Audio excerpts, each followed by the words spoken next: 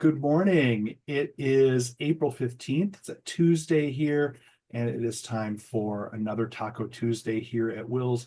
As I said, it's April 15th, so if you want to take a short break from crunching the numbers and scribbling and erasing things off of your tax forms, this is a great way to take a short break before you dash off to the post office in a panic.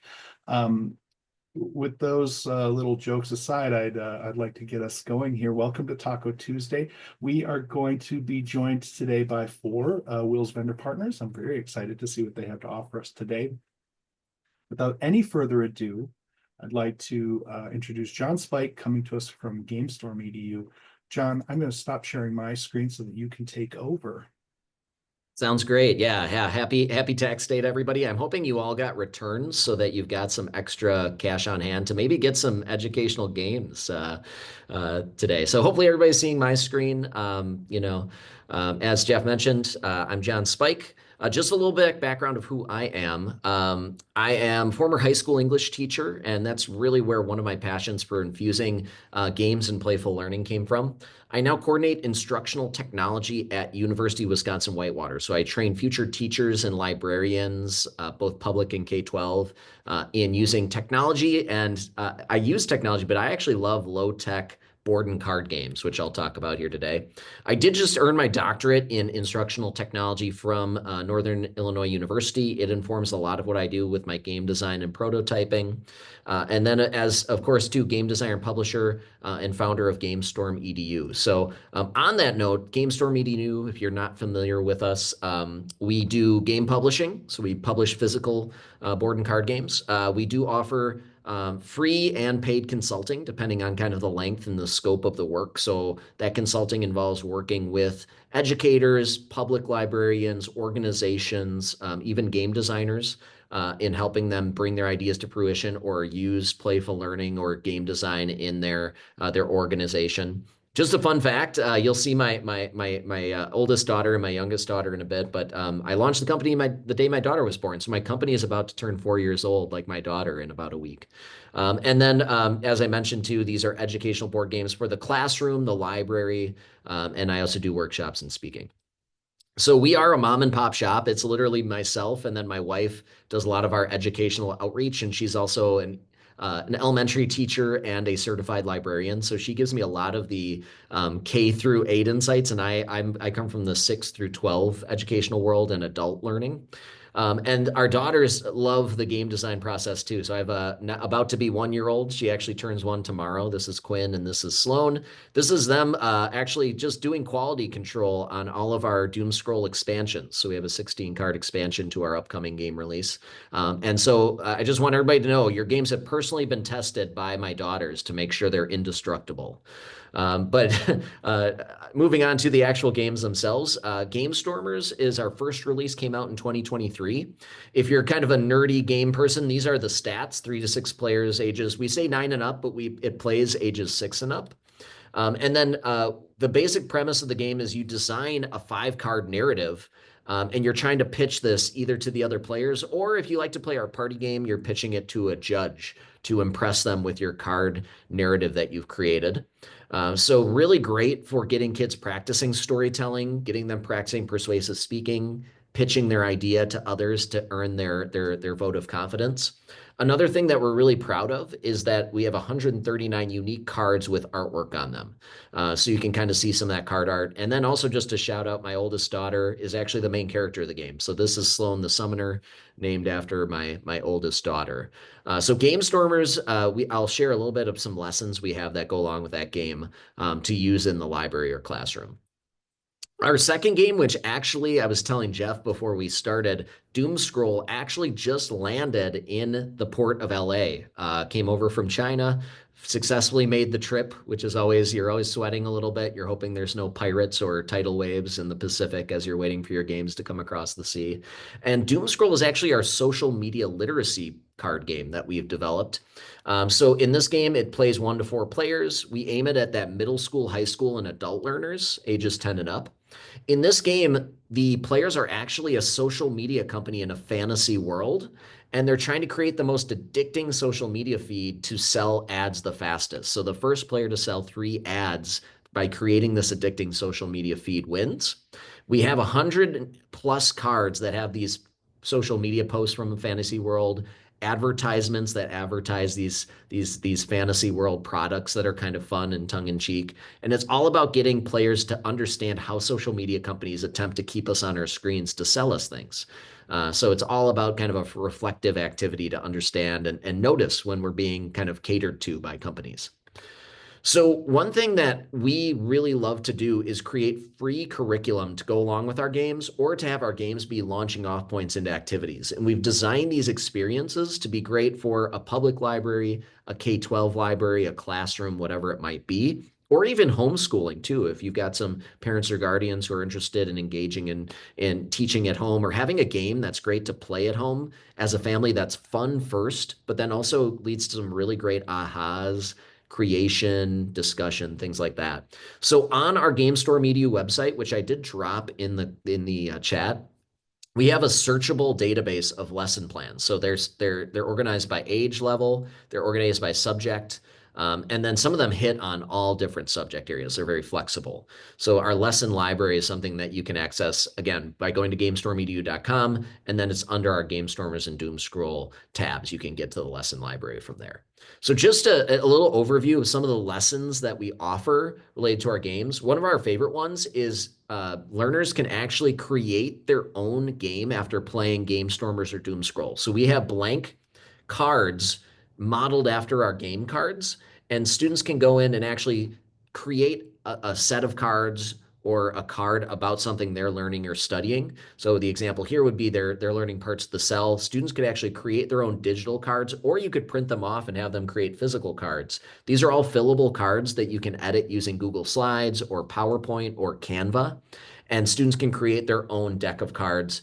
And the best part is them deciding how would these cards interrelate with each other? How would the mitochondria affect the nucleus or vice versa? Would they combo with each other? Is one kind of adversarial with another? Students can kind of explain that through the card abilities or the card values, what they do when interacting with each other. Another really fun one we have that's flexible for any subject is you can use our GameStormers game to engage in playful learning. So if students are practicing vocabulary, they can use our dry erase cards. We have blank dry erase rewritable cards and visual dice. They can roll the dice and then connect the symbols on the dice to vocabulary they're learning. They could use the visuals on our cards. As I mentioned, we have 139 unique cards with beautiful art, and they can actually use that art to connect to the concepts that they're learning about too. So that's an option as well if they'd like. We also just have a variety of different ways where students can engage critically with their content, by using the visuals that they can create here. Another really fun activity we have is that the game itself, GameStormers, has 2 different game modes, and both involved a student pitching their idea to either a judge for the round. That's what we do at the younger ages. I've taught this game to 6, 7, and 8-year-olds over the summer, every summer for the last 3 years. And basically, we do where it's kind of like apples to apples. There's a judge. You deal out some of our cards to each of the players, and then they weave them together. So their game will have a storyline card, which is the overall kind of narrative. They'll have some items, which are kind of like their nouns, and then they'll have some mechanic cards, which are kind of like verbs. And so they use those cards and they tell a cohesive 5-card story. If you've got some reluctant storytellers, some younger kids or some adults who are really self-conscious, you can start with a 3-card narrative to kind of break the ice and then jump them into a 5-card narrative. I'll tell you, working with those first and second graders, they want to jump right into a 5-card story. They're really good at just cutting out that internal filter we have as adults and jumping right in. We also have some subject-specific lessons. So for example, one lesson I really like, I actually engage in this work every time I design a game. There's exploring math and game design. And this is where students actually go to a game website and they can decide, I want to make a big box game. I want to make a small card game. I want to make something in the middle. They design a box for their game. And then they have to do math to figure out how many boxes could they fit on a pallet. So they get the math of how big a pallet is. They also have to decide how many pallets of my game could I get into a shipping crate. and how many games could I get into each of those spaces based on the box I designed. So what's really cool is every student will likely have a different answer based on what kind of game they want to make. I love math problems where the students can all have a different answer and all be correct based on the math that they do. So it's a really fun volume exploration activity. We also have a really great social studies lesson about primary source documents. We actually have a character in our game we co-designed with a member of the Ho-Chunk Nation. So we partnered with Dr. Marcus Lewis in designing Travis the Tracker. One thing that we do in this lesson is we talk a little bit about how we designed him authentically by talking to a member of the Ho-Chunk Nation. He gave us primary source documents to our artists who then used those and incorporated those in the design. And we talk about students researching a group of people or a person to create an authentic version of them in digital media. So they can actually make a character card of that person inspired by the primary source documents that they use. Another really fun one for the ELA or in a library, public or K-12 setting is our creative writing activity. We play the party version of GameStormers where students generate a variety of different narratives, and then we have them launch into writing about a day in the life of one of the characters from a world they created. We have them maybe continue this narrative that they started or elaborate on a narrative that they started. It's a really great way to go from, I have no idea where to start for my creative story to, oh my gosh, I have 4 ideas. Which one am I going to choose? That's a really good problem to have if you want to create budding writers. Another one that we just added with the advent of really, trying to advance the science of reading curriculum, we wanted to provide a resource for educators, parents and guardians, libraries to be a support structure. So we actually created a document that has all of the grapheme and phoneme spellings and writing outs and sounding and syllables of all of our cards. So you can actually take our build a ship card and see how it is formatted and structured. And you can have students practice these with really engaging topics. So sometimes when they're practicing these, it might be on a really dry resource. Our game is all about these different, really interesting storytelling worlds, fantasy, science fiction, civilizations. And so they're practicing those skills of being able to form and develop their reading fluency using this resource. So we designed that so that kids could play the game, but also develop that reading fluency, that speaking fluency. That's really important. So we do have that phoneme and grapheme resource for you. Some other lesson plans that we have a reflective social media use lesson plan we just finalized for our Doom Scroll game. So it's a great activity to play the game and then talk a little bit about what did you notice? What were the strategies that a social media company employs to keep people on the screens? This is all about students reflecting back and developing a social media plan for how they will identify when they're doom scrolling, identify when they notice they're being targeted or fed content that they know is going to keep them on the screens, and what to do when they notice those things. What are the next strategies? Do they need to change settings in their app? Do they need to take, a brain break? Do they need to, take that doom scroll break, so to speak? So a really fun activity. And we have the discussion questions for you and possible answers you might hear from the youth or the teens or the adults that you're talking with about these topics. And then last but not least, I'm really proud of this. We have a 3-week, 1-hour, 15-session game design course for free on our website that pairs really well with GameStormers. So if you want your library patrons or your students to go from zero to game designers, we have a course that's flexible. You can use all 15 sessions. You could just choose and target 2 or 3 to use with your target audience. And we walk you through with video resources from me, a game designer, on how to get them designing parts of a game, a whole game, how to play test it, how to revise it, all those steps that you need. It's basically a ready-made summer school or public library curriculum for free. All we advise is that you use GameStormers in it or Doomscroll in it as kind of an inspiration point. So I think that's everything I have. I know we've got, space in there for questions, but I know I'm about up to time. So if you have questions, I'll try to keep an eye on the chat. But otherwise, thank you so much for the time, and I'll turn it over to the next speaker. John, thank you so much for coming again today. I always love it when you're here. As a avid lifelong gamer myself, it's always a little thrill to see you showing off GamestormEDU, and congrats on landing Doom Scroll onto onto our shores. So we'll look forward to seeing those getting out as well. Okay, so I'm going to share my screen one more time to get us set up for our next presenter. Joining us next is Neil Schlager. Neil, are you ready to jump in and sort of take the reins here? I am, John, or excuse me, Jeff. Yeah, I think we're set up and ready to go. All right, I'm going to turn things over to Neil. He's going to talk to us about what he's brought to us from Schlager.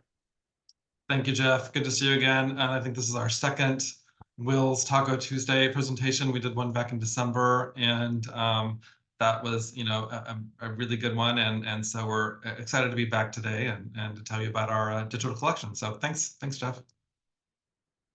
So let me share my screen, everyone, and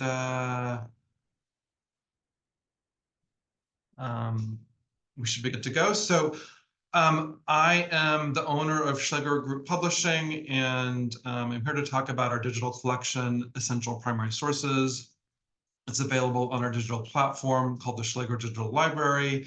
And I'll give you sort of a brief overview of what the collection is, what it includes, what its purpose is. And then I want to talk a little bit about some of the new content that we have been loading into the collection this spring, which will give you a better sense of what it's all about. And so Essential Primary Sources, it's a foundational collection supporting research and learning. We call it a research powerhouse. And so it's interdisciplinary, cuts across many departments in the social sciences and humanities, history, American government, political science, religious studies, and history is both US and world history, by the way, culture and society as well. As you can see, it includes 43 of our own primary source publications that we have published, and about 2,500 individual primary sources with commentary and analysis by scholars. Really importantly, it serves an entire student community. And so our target market is colleges and universities. And so, there we cover really everything from introductory survey course students who are really still practicing, using primary sources to marshal evidence, for an argument in a paper, for example, all the way up to, upper division, even graduate students who are really collecting sources to use for a dissertation or a paper, or trying to review their knowledge of some area that may be a little bit outside their field. And so we really cover a wide variety of students there, and that sort of sets us apart from all of the big archival, specialty collections and primary source collections that are available from other publishers. Those tend to be very specialized, very large, and really meant only for, I would say, more advanced students doing very specialized research, although they're fantastic sources, of course. We can also be used and are used by advanced high school students, community college students, dual credit students. So we have customers at all those levels. Again, in those levels, we have a great collection for students who are practicing their skills with understanding and analyzing primary sources. Let's pivot a little bit to talk about what's new this spring. We've got new collections that we have been adding to the collection, the digital collection on American wars and conflicts and American presidents. Just a reminder, we don't just cover US history or American government, although those are core areas for us. We do also cover world history, religious studies, and so forth. Last year, we had new collections on the ancient world, for example, and the history of Christianity. So we've got a wide variety of subjects. But let's talk a little bit about our American Wars and Conflicts book. It's a single book in 3 volumes in print format. 250 documents included there with brief commentary and analysis. And you can see the coverage. It's divided into 15 chapters. And each of those chapters includes an overview article written by a scholar and a detailed bibliography for further research.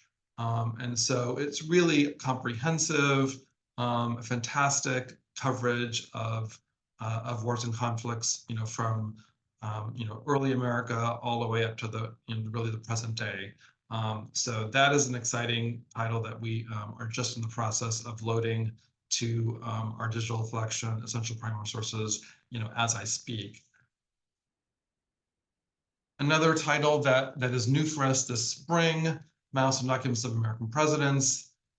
Again, it's 3 volumes in print format, 1,200 pages, 114 documents. It's coming out officially next month.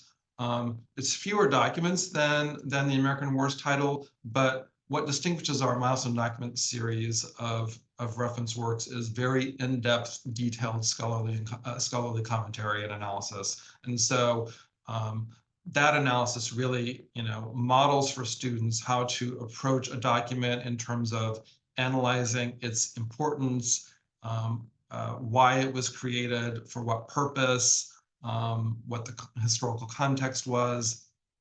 And you can see the coverage here really, from the beginning to up to now. So George Washington all the way up to Trump's current administration, including his second inaugural address that he gave in January, speeches, addresses, letters, executive orders are all included, and edited by Chester Patch, who is a very distinguished presidential historian from Ohio University. Going to cover some of our pricing for WiLS Consortium members. What I'm showing here is our higher education pricing. Again, we do offer this collection to high schools. There's different pricing there. If you're interested, just get in touch and we'll go over that for you. But this sort of showcases our pricing for the academic sector. There are 2 possibilities: purchase perpetual access or annual subscription. And we base it on FTE tier, as you can see, with the only caveat there being that all tier institutions are priced at the lowest tier option for both perpetual access and subscription options.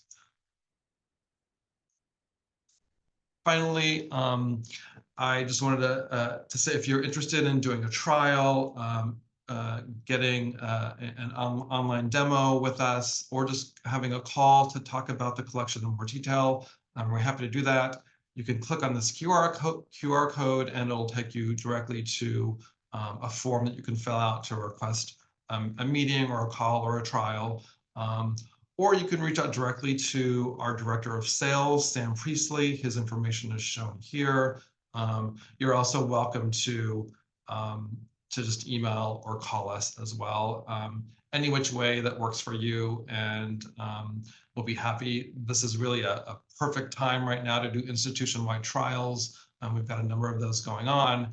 And so, again, reach out. We can get that set up very quickly. And, we'd love to work with you and see how this can service your institution. One more thing I want to just end with, which is, what's going on now is really very much an attack, I would say, on libraries and knowledge and learning, and that includes the study of history.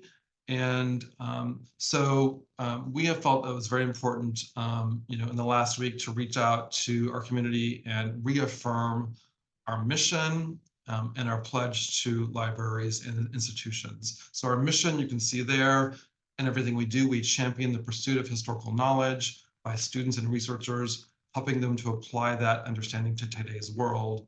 Our pledge is all about really reaffirming our commitment to publishing primary sources that cover our nation's history in its entirety. without limitations. And so whether that's African American history, Native American history, women's history, all of which have been under attack in some way, shape, or form.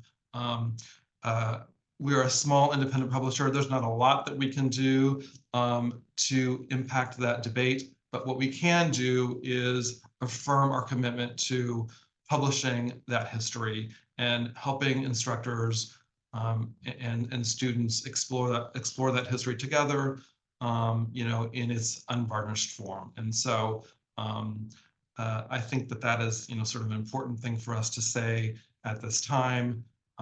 And if you are interested in talking more about that, feel free to reach out to me directly.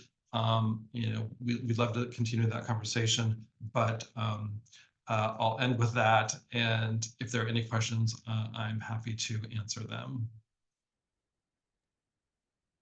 Neil, thank you so much for joining us again today and for kind of sharing with us about the amazing resources that you have there. And also, I will chime in and say that I really appreciate your closing too. I couldn't agree with you more that this is a time when those of us who are in this part of I don't even know, education or our society, that we continue to do the good work that we're all doing, and to stick to our commitment to our libraries and the people they serve, regardless. So thank you so much for that, Neil. I appreciate that.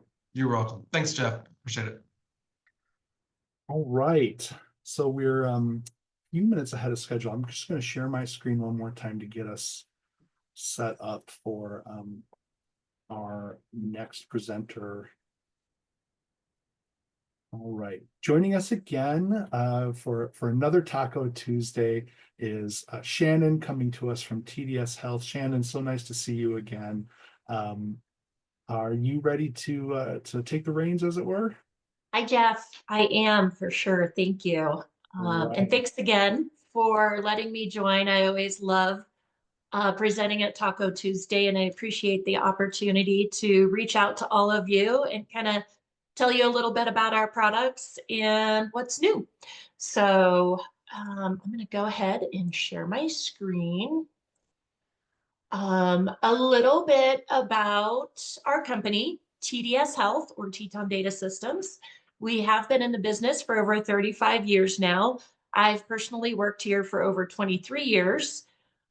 We partner with publishers, medical societies, and various companies to provide online healthcare education resources for the higher education journey.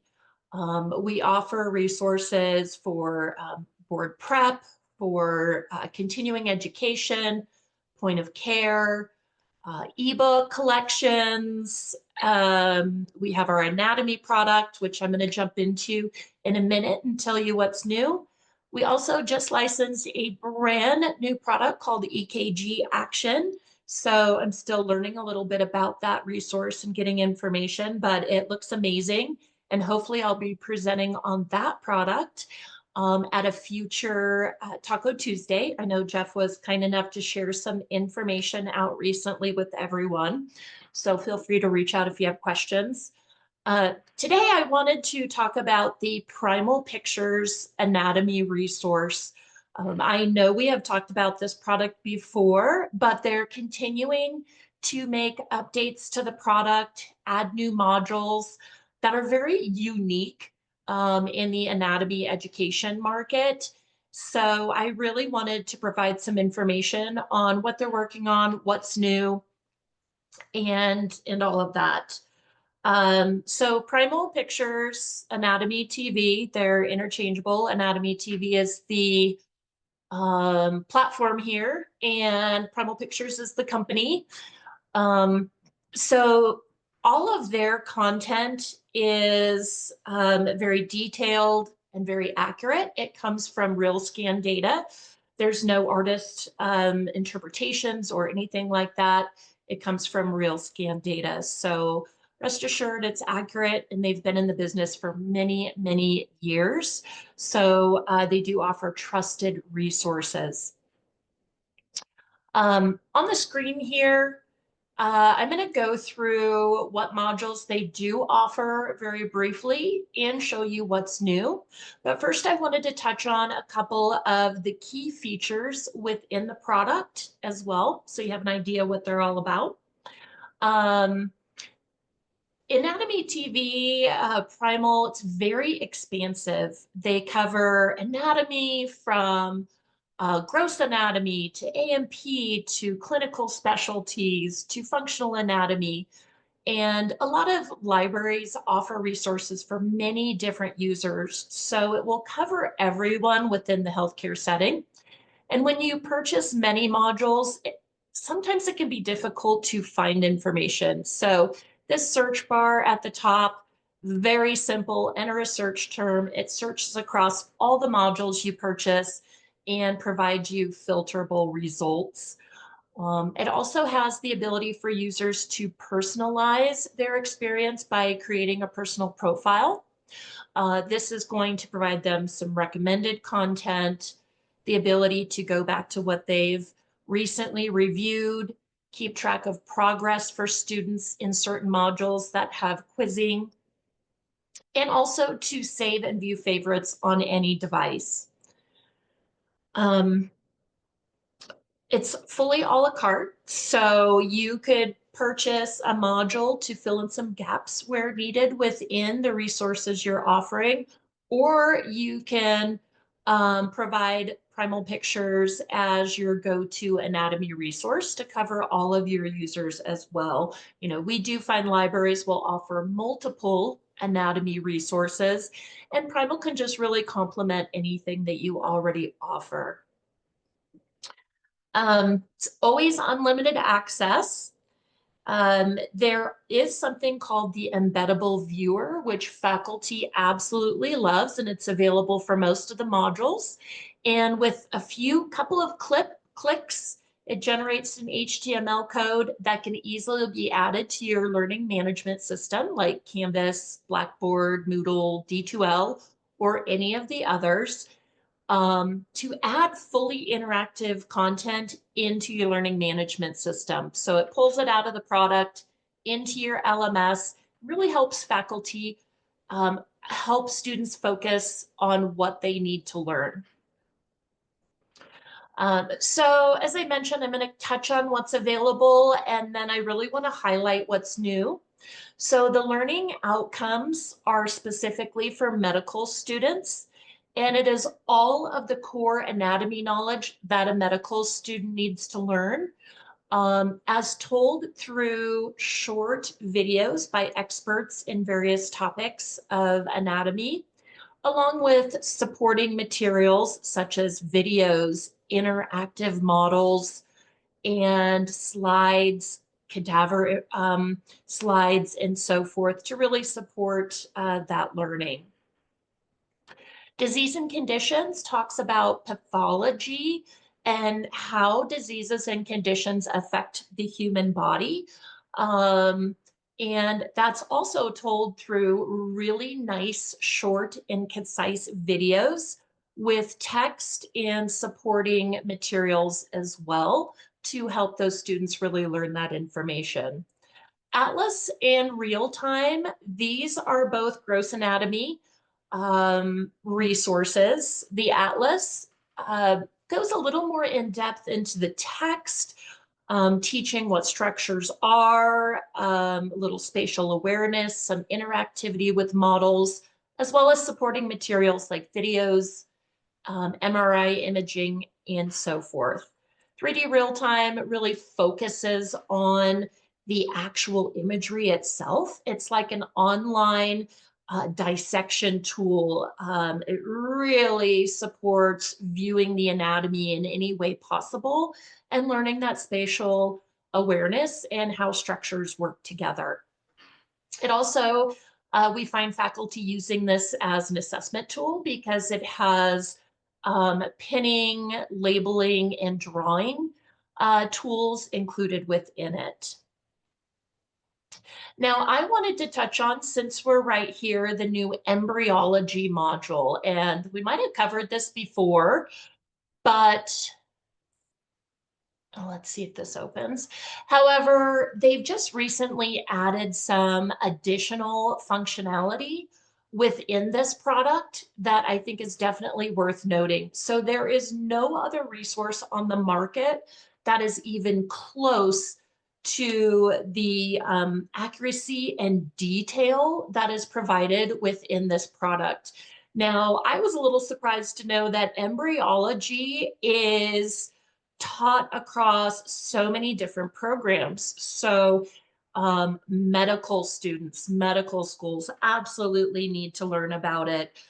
Dentistry programs, embryology is huge in dentistry programs, which seems odd, but it's a big part of the curriculum, as in midwifery, biomedical and life sciences, biology, anatomy courses, also veterinary. So the anatomy and physiology module, along with this module, can be used for comparative structures or resources in veterinary programs. And we do have veterinary programs that use it. Also as a wonderful refresher or for patient education for clinicians, and researchers also use it. The embryology module is super structured, super detailed. It gives all of the individual stages of embryology from weeks 3 through 8 of embryology development. When things are changing and structures are, the embryo is growing and expanding and new structures are being formed, it's such a difficult topic to teach or to learn. And so this product is wonderful for both faculty or instructors to use the materials in their teaching, as well as students to come in here and really learn about the different stages and how things change. So we have individual stages, comparisons between embryo stages, and then individual structure developments, which are very, very critical when students are learning embryology. So I'm not going to get into this too in depth, but it does offer Carnegie stages as well as developmental days based on how that instructor is teaching within that program. There's easy sharing and saving features, as well as some tools for labeling and pinning and drawing to create assessments. So one huge feature they just added I wanted to mention was text. So they haven't had much text, and we had a lot of feedback that the students really need to know what's changing between each stage. So it's not here yet. It's being released within the next day or two, but they'll be able to come in here and click on different stages and structures and have some fantastic text saying what the structure is, and then providing clinical information, so they can learn, if anything is quite off or different or whatnot with the anatomy in the embryo. So it's pretty cool, and I can't wait to show that later. Moving on, we have functional anatomy, and you'll see multiple modules here for kind of that functional. So we're talking PT, OT, occupational therapy, exercise science, any kind of athletic or sports programs, kinesiology. They can all use anything to do with function or biomechanics. They can use these modules. Now we have a couple that are new that I wanted to touch on. First of all, the real-time functional anatomy has expanded. It's a really cool, and I'll just give you the visual on it. I'm not going to go through it. It does take a moment to load, but what it's going to offer the student is, let's just look at the shoulder here. Got it. And we're going to move on here. So they're going to learn gross anatomy, the functional movements, full interactivity, as well as the goniometry, which is amazing in kinesiology and PT and so forth.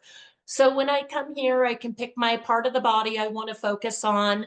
This model in the middle can be turned any way I want, just using my mouse or my keyboard. On the bottom here, we can remove and add or ghost out structures or examine them and so forth. We can add and remove all of these different structures, arteries as a whole, or open this up and add and remove individually.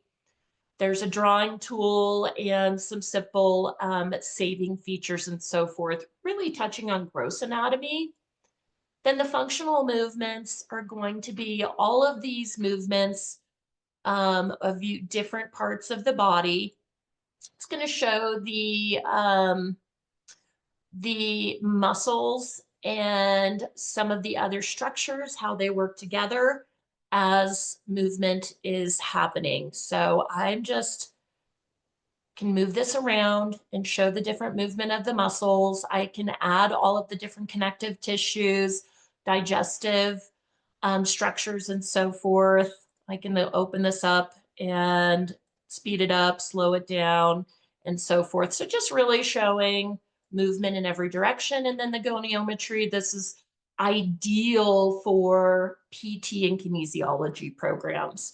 Every time I show this, they think this is really cool. So this leads into the newest module we have, anatomy tutorials for PT. I'm just going to show this briefly. This is everything that a PT student needs to know about core anatomy.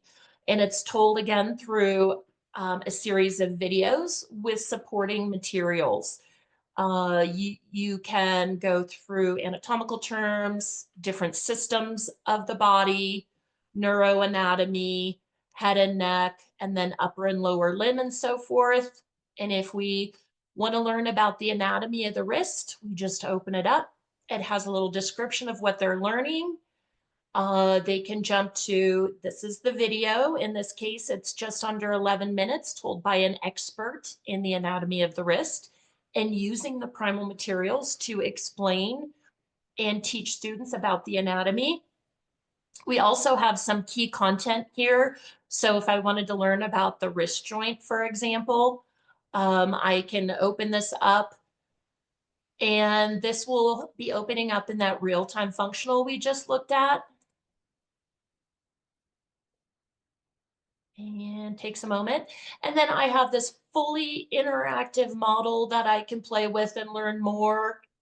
Additional content. I can look at cadaver slides. I can look at imagery.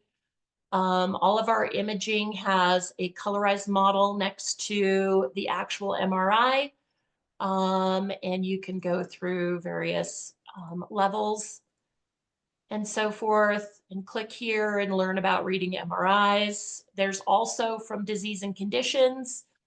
This is a short video on fractures, and then they can take a quiz to test their knowledge after learning about that.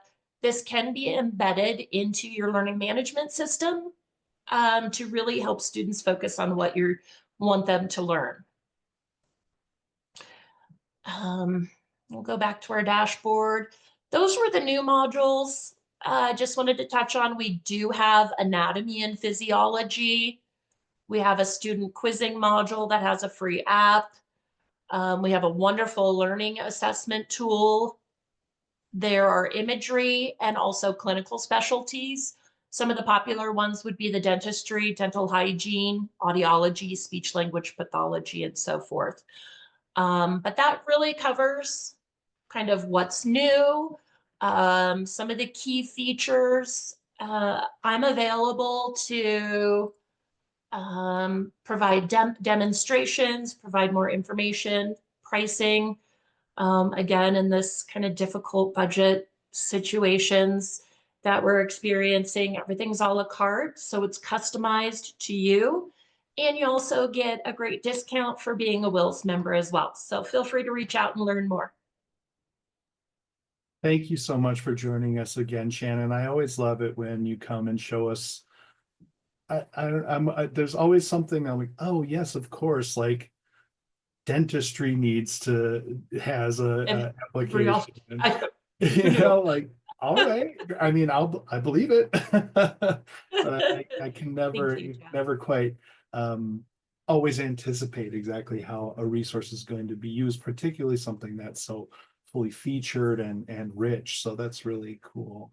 Thank I was you. also kind of struck in the moment, despite very different audiences and very different approaches, that both what you're doing there at TDS Health and what John at GameStorm is doing are thinking about different ways of teaching and like presenting information in a more tactile or you know, an enriching way that goes beyond a text Absolutely. a lecture, right? So GameStormers looked really cool. yeah, it does look cool. So but Yeah. anyway, this is your time. I shouldn't be shilling for John or, you know, anyway. No, I they're just great wanted to build a resources. We just connection want there. everybody to have amazing resources. So that's cool. Well, thank you again for joining us, Shannon. I appreciate Appreciate the time. Well, you know that actually I think we might actually be done. We are scheduled to go until 12:30 Central, but it looks like our fourth presenter might not be here. And we're a couple of minutes into that time, so I think we may just let everyone go early. So if I'm going to share my screen one more time just to kind of take us into our closing. I will say thank you to our presenters who are here today to show us their resources that are in different ways, but all kind of supporting and promoting learning and education, which is something that we should all be proud to do. We will be here again in 2 weeks for another Taco Tuesday on April 29th. So I hope that you'll be able to join us for another great session learning about WiLS vendor partners. So with that said, we will wrap up here 12 minutes early. That gives you 12 more minutes to get your 1040 filled out and rush to the post office so that you can get your tax return in today on April 15th. Thanks again for coming to Taco Tuesday. Thanks again to all of our presenters, and have a great day.